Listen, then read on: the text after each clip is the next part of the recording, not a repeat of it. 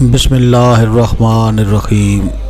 अल्लाह के नाम से शुरू जो नहायत मेहरबान और रहम फरमाने वाला। रसूल अकरम सल्लल्लाहु अलैहि वसल्लम ने फरमाया, बुखार को गालियाँ मत दो क्योंकि वो मामूर है।